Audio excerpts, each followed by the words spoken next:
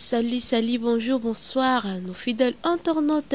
Vous nous suivez partout dans le monde à travers l'émission En touche à tout avec moi, votre humble servante, Blonette Bliss Bilakou. Aujourd'hui, je suis avec l'évangéliste Kiziamine Kibila parce qu'il y avait trop de messages écoutés qui toi yamba papa, les autres zana papa. Bonjour papa. Bonjour maman. Oui papa, bonne santé. Non santé malamu ndenge omoni nzambe abateli biso topesi lokumu tolamuki toza compter parmi bateau basala bon moyen. Donc l'essentiel c'est ça. Ah oui, merci beaucoup papa. Papa tu m'appelle moi belé mutungi c'est là qui tout a besoin ya papa évangéliste Kiziamine Kibila. Papa motuna nanga liboso eza boye comment est-ce que obandaki makambo ya losambo makambo losambo banda kango comment et yaka comment ezalaka appel divino yo moko kaka. Non musala nzambe nyonso avant osalango ezaka makasi ya yo moko te so na makasi na yo moko soka na nzela na bongoli motema na 19 ans nazali na signe des humanités na yeko banda ministère na 23 ans na comme pasteur na okama ministère oyo ti lelo toza na plus de 80 églises à travers le monde. Donc voilà nzamba benga kinga na kata musala na ti lelo nazoko baka kata musala nzambe malgré ba activité mususu nazaki na politique nazana makamu na salaka mais musala nzambe za primordial d'abord musala liboso nda benga ngai eza ko salela. Ah oui, nos fidèles internet, qui papa nenga le bill na 80 églises, c'est beaucoup, c'est vraiment beaucoup.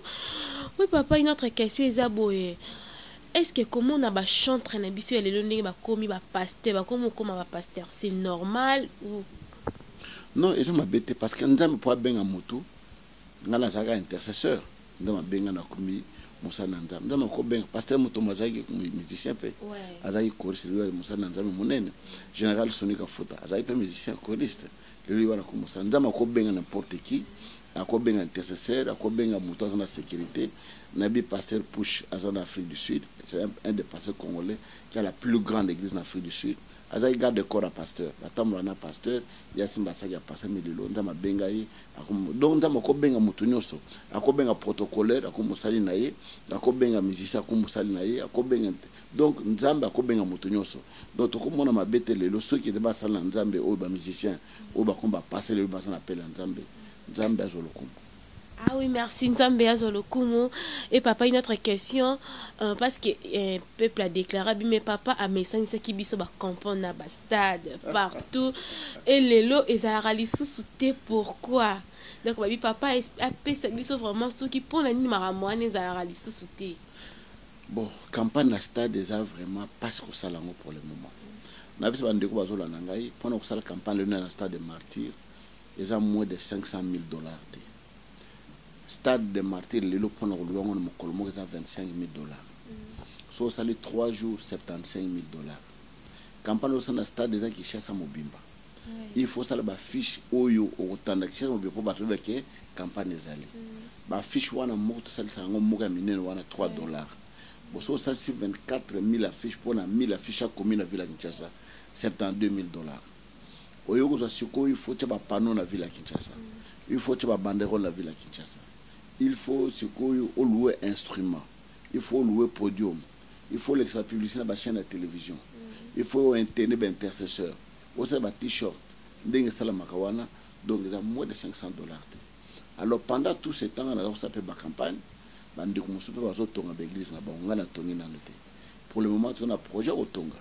Parce que même si on a passé qu'ils aiment baninga bazo Tonga, yesti lelo azo Tonga te baninga bazo Tonga côté le côté. Mais pas bon ça ni qu'étant baninga bazo Tonga au sabbat campagne. La mise 300,000 la salle campagne, les 300,000 j'ai ba mire l'église est mati. Peut-être encore on peut le voir à 3 tirs. Tant on la deuxième campagne, ils ont comme déjà un finissage à l'église là et maintenant on a quatre campagne. Mais toujours est-il que tout c'est dans ma perception ma coquille pour que la campagne continue exactement que tout ticket en main ma coquille ndenge za na ba prendre ba covid ba malade ndenge zali au sangisa mbongo ebele pour tout ça ba campagne ne doit ça liboso c'est tellement très difficile mais ça ba prière na biso toujours bon de là so nous allons peut-être l'année prochaine pour une activité à mon stade de Martyrs.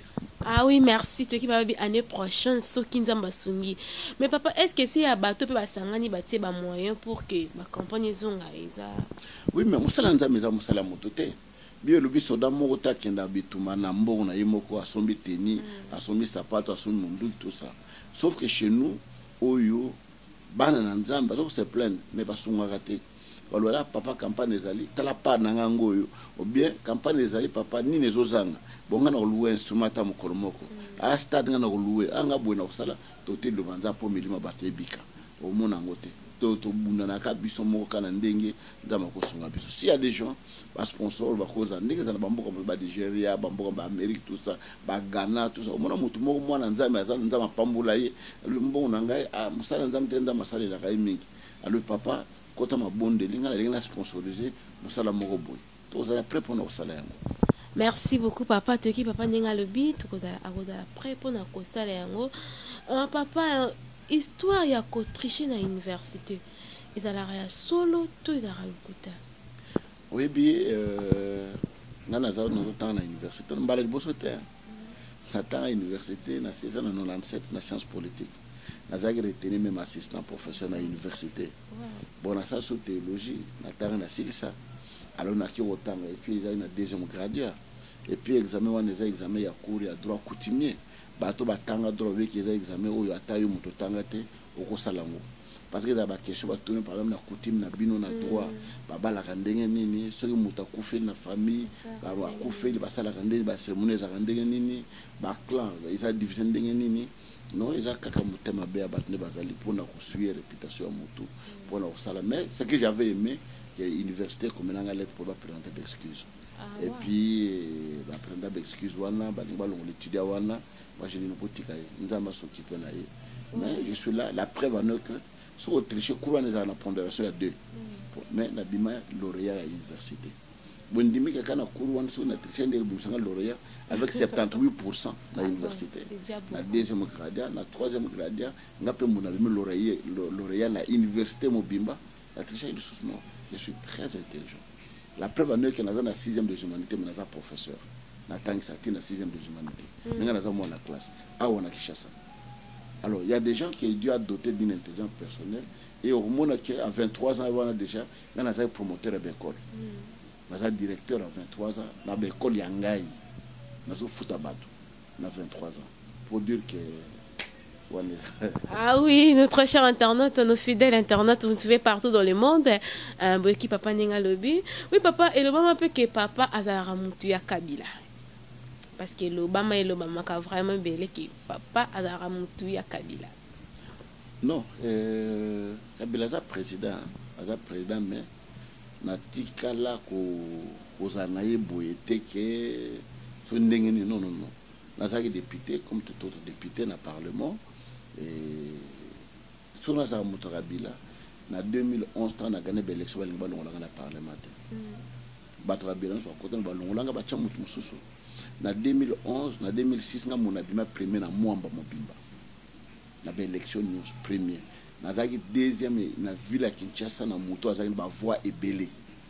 Et en 2011, on a pasteur Oyo, on a Mwamba. Et na Mwamba, dans une église ébélée, dans une église na Ngaba, dans une église na Lemba, na Rigini, dans une église na Livulu, dans une église na Lemba, dans une église na Matete, dans une église na Kisenso, dans une polyclinique, dans une Kingaboa, dans une école ya Munene na Ngaba, plus de 1000 élèves. Batanga ya ofele ba futata eloko mokote yo ndimi ke ba para wana nyos ba kopesa nga ba voite ba ndimi wana nyos ba kopesa nga ba voite ba pianga 500 voix o azuka 500 voix na mona na 2000 témoins ba longola sona za mutra bil ba ko longola na parlementaire. Et puis en plus, tu as le biso. Na ki kufunda bango, na porter bango plainte. Na gagner procès wana bandima kufutanga Kabila ti alunga te kufutanga mbongo wana te. Ba le bon so to futite to luka poste mo to pesa bango. Ba to nyos balongola biso na bango. Ba pianga bango ba poste ba kende nga ba pianga te. So mutu ne siko ya ndenge ni. Ah oui, notre très cher internaute, papa ninga zo répondre na mituna et papa de tout monde union sacrée et tout monde premier ministre Malubana ezani. Non, tu peux avoir chance que Mboka qui n'est pas là kaka lobby na haute université pour la commission de première licence na droit pour l'installer les sciences politiques na CLC sur la droit. Ah oui, nos filles qui papa so continuer ka toujours na haute il mettait tout de suite na 18h na yeko koma wa 22h il mettait 15e na wana yolo na capella 22 heures il y a embouteillage. Donc pour dire que tu as chance mboke bonga so mboke bongi ça c'est nga biso nyonso ta mboke zo bonga te ça passe biso ta liboso église ma ndenge tondi lobna kino luka ba pour ba roboka mabanga lobi tout ça pour que bato baleka ba roboka mabanga lobi pour dire que tu as un souci mboka na biso kendi liboso mboke bonga ko ba mboka muso pa place to kendaka bato apaya wana ku bazana eloko te au mona bango bazana maite bazana zamba te bazana eloko moko te me baliaka bamelaka mais biso na nyos oyo bato akoza na mokili alors bonne chance na union sacrée de Falo ke mboka tambola malamu. Ah oui, merci papa, pesi chance na union sacrée mboka tambola malamu. Papa, relation na yo na ba pasteur monsieur ça comment pasteur Denis les tout ça ba relation malamu. On a des c'est vrai place batwaza ba promesse en terre on va famille to botama papa moko maman moko yaya na legi pe moi discussion kozala maman pena papa de kozala donc partout ba promesse là quand même toujours est-il que ba relation na biso très très bien Denis ça a une campagne na dernièrement l'église na ay ko tika publicité na chaîne na l'excella qui na l'excella publicité il a fait la photo qui était azai na matanga kina matanga wana donc pour dire que il n'y a pas un problème là-dessus où ya munene ngab na vie na ngai na monaka ndeni d'abord na luka bato za ba problème ndenge nini e bana ndeni mutu na problème na mutu même problème ezali to bana ndam to mikitsa to sélection ebiki na salaki yo mabe e ko kutenga eloko te son yo sengo pardon de ko na limbisa ngai vraiment na beta le bakuna lo ba ibu na salaki bo limbisa ngai et s'il veut trouver compromis mais ozala musala ndam bosamela mozala problème na mitema na yo siko yebisa nga otera bato nini non. Oui, papa, merci. Comment est-ce que Moussa Nzambe cause la relation? Là, les musiciens, on peut bien avoir musicien Mokili. Moussa Nzambe cause la fanatique, il y a musicien Mokili. Est-ce que Isab Malam tu es Mabe? Non, Bible le Bible que bato nyon soit bato liboso Nzambe. En dehors de cause la musicien, aza mutu kolanga. Et puis les musiciens bazana monde tenza masala bango à part. Je peux donner un mot dans ma salle biso. Tous allez battre tout. Vous avez une très bonne relation. Là, bisayo, nous avons une très bonne relation na Kester. Tant que Zobé là, nous avons une poto. La Kena Otala était placée dans la maladie. La bonne de la fonaï. La même pas yamba sur la katabo moinaï. Tu comprends? Et tu as une bonne relation. Tu as une bonne relation na Bozi Boziana. Tant que tu as un instrument, la campagne nous avons ça, nous avons un instrument na les ali Bozi.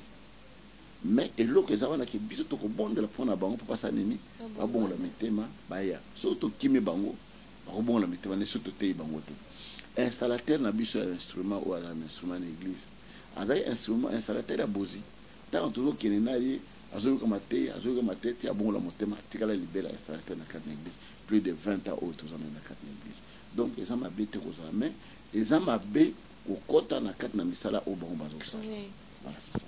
Vous allez dire fanatique naé que un pasteur n'enzimina à la fanatique et musicien tel. Les noms oh bah fanatique ne bazara na kombo na bango ngapi na ziango na latiango. Non tout dépend ya mutu la moto na ndenge na nzama bengela ye mutu na ndenge na ye ya molela makambo parce que na au moins ndenge za boye so tout mutu na yo linga la mani ngala linga couleur bleu ngala linga couleur rouge ngala linga couleur vert anga penda couleur na ngeza ka boye donc le goût et le couleur ne se discutent pas. Ceux qui montent Monique et Yaz à la bongo, ils allaient à Nzambe et Makamonzela Zolanda. Ah oui, pasteur, mon nom monsieur Isaboué, Batoualabi papa, évangéliste qui s'est mis à Oumeli na ministère. Mais pourquoi il y a à la raque évangéliste? Alingarati qui n'est pas un homme à pasteur, il y a une race à l'évangéliste. Donc tout n'a vraiment. Batoubassing à me belé. Donc, Batoubassing à me belé. Baninga no bakomba bishop ba archbishop ba apôtre ba prophète yo tika évangéliste et tout ça maintenant ba eko changer ngani so le na minute on le viki ngana comme bishop et changer ngani na ministère na ngai et changer ngani na côté na ngai et changer ngani na vie na ngai et comme ça molai comme ça mokose monene moké o changer le côté mais na lina tia na appel on da mabenga ta évangéliste on parle ngani sang malam et sans que bato bika bato bongo la mitema bato y pas nkolo c'est ça la plus grande chose nous c'est ba garde wana ngai do bien le monter et ça malade ça na ba kongola tana mukili mudana na plus na poste limba benga président mon président mon pao OCC donc il a complexe de foi et c'est la biso na katambo na biso Mais ailleurs, comme on a voté, c'est simple, mais moi, je ne critique pas ces gens-là qui ont pris tout ce qu'ils pouvaient prendre et d'aller volonté dans bango, ndenge na bango, parce que nous avons empêché de Ah oui, merci papa. Et pasteur Stanis depuis Belgique, moi qui réponse et pas évangéliste qui s'est mis qui bila évangéliste c'est maintenant église puis aux ana pasteur, sous c'est que non, il y a un titre pasteur comme oui, basali. Bon, plus de 80 églises dans un endroit. Va passer par toi Kambarangote. Passer par pasteur, nous appelons des apôtres dans 4 églises. Nous appelons des prophètes dans 4 églises. Les évangélistes peuvent basali. Donc, nous avons des pasteurs. Et belé. Plus de une centaine de pasteurs. Pour l'église, nous avons des pasteurs. Donc, nous avons des pasteurs. Belé, on a formé, on a été, on a formé, on a pu faire des pasteurs. Ah oui, merci. Tu équipe pendant le but, comme on a souka émission na biso. Papa Bachon, il y a événement, puis ministère na yo. Na comprendre question là. Bon ministère ministère na yo ezo kende comment et puis ah oui, ministère tambola malam, je tambola bien. Ah on a yo l'autre on a 3 cultes dimanche. Oui. Donc 3 cultes dimanche et na ville à Kinshasa on a 25 églises parce que surtout le que tout ça ça bâton et c'est gamo. Et on a salle moi contenir bisoté. C'est comme ça, et tant que sommes à l'université, de nous banamisala va proposer biso place au Tozali, surtout pour parler, pour tout somba ici à Oyo, toute l'église moya mon indépendant, Oyo peut permettre que même la conférence, ma camoufle, je conseille ma carte mystique. Ah oui, merci. Mais papa, est-ce qu'il y a une église est-ce qu'il y a un dimanche pour participer par rapport à l'église parce que elle a pas question parce que l'église est belle. Tellement rare na oya yo lo bien tambo la rappel na l'église. Non, na tambo tel dimanche l'église na l'église à matete. Toujours est-il que na kota avec l'église nous. Pour passer par pasteur na bango, mais toujours est-il que ezaka après 4 mois toluka sika muga munene biso to sanga soit na fikini na te batnos na sika wana pour ça le bec na leka ba église nyos na kokate na zamu to za fatigué. Ah oui, merci papa. Papa, une dernière question na ngai ekoki kozala boye. Comment on a qui basala nzambe mususu bazala mwa nungu ezali mwa nungu tozomona na ba chaîne YouTube na ba chaîne télévision kwa pasteur oyo baza rankine c'est que le pasteur oyo lobby oui rando oui a déjà to benga rando OK pas pasteur o alobi boy to kina pasteur o lobby boy ndeti comment on a papa Denis Lesi comment on a makambo yo sama na ba YouTube papa Denis to monye na ba clip ya Inos mi va Denis to monye azala mutu ba beba na mutu boy to monye pasteur azong c'est qui est pour na yo vraiment papa so sala yo ndenge nini. Non, c'est pas la question il faut tourner yemo parce que yemo muta yebi ça yeni ngana ko répondre à place na été so question so tourner nga kingala sa makabona donc expliquer OK et ça la nga boye ezaka boye mais le kola yemo mutazawana c'est mieux mon kolo pour occasion pour danaye autourner question répondre clairement ndenge ni ezali. Ah oui, merci parce que conseil nini pour na couper sa biso bato oyo tout ça kana sima ba pasteur quoi parce que bato ba comme bandima comme vraiment un peu bouleversé toi qui pas pasteur makambo comme ba conseil nini oyo ko pesa biso balani. Non na lo bana bandi me boy que pasteur azamuto pasteur peut pas mesana na été parce que so mesana pasteur ko peni pourquoi parce que un jour on a des faux mots il est pas pasteur. Pour pas tout le monde a vu quoi banzambe. Oui. Mais tout ça banzambe tout ça fait bateau. Banzambe ça quatre na biso mais tout ça bateau. Au quoi peut-être passer au disté na moi sinaye. Mais passer au bêta moi na na pasteur peut le camo oui, il est une personne. Donc va mettre na pasteur j'ai demandé aux gens ba kanga manzambe nzambo abenga biso pour changer l'église de l'église et au pêche le comme roté. Kanga mana Yesu isika yo zali vanda wana isika wanda ma pambo na biso. Biso banane bangabat. Banane bangaba la sabanzete tout ça to bana ministère qui te zate vana de kola ba brique mbunde zate tout ça na sanzete manga mais to kanga makana nzamo wana lelo oyo to kumi bato pe bato cha bisoka to tambola ba inviter biso ba konzi banani ayoka biso parce que to kanga makana nzambe o to te ya bino lelo. Ah oui, merci to équipe papa to kanga makina nzambe oyo to continuer para ko kanga manaiti lelo papa to komina suka émission na biso mot de la fin et Zanine et puis la salutation et pas à quelques personnes. Oui, na pesibino merci d'abord mingi na ndenge bo ya minga une émission na bino pour se déranger ceux qui mutu ayo koluka yo ça dit que azana estime pas na yo azana égard azana respect azana honorabilité mo azo tenir pas na yo merci mingi la chaîne abino merci pe na bandeko oyo balandi biso na carte la chaîne peut-être le bamo boye c'est plein na ngote bon na commentaire no peut-être de songa bis na prochaine émission de nekozala nzama apambola bino na pamboli ministère de la puissance mobimba na pamboli bana nanga sika bazali je pense à Maman Deti, je bénis Amira, Abdi, Keren, Nereja, Lolo, tous les enfants, Jouen, Jenna, tout ça, mes petits-fils, tout ça. Je le bénis et que Dieu vous bénisse tous et tous les membres du ministère de la Puissance. Nzambe apambola bino bisira no sozali pe bandeko nyos balandi biso bo pambola bisira bozali. Ah oui, merci beaucoup. Merci beaucoup. On était avec l'évangéliste Kizemina Kibila. Nous sommes déjà à la fin de notre émission. Là, je profite à saluer aussi mon papa Chendita depuis Paris. Toute ma famille, ça c'est elle Paris, Django Shadrach. Depuis Paris, je vous salue.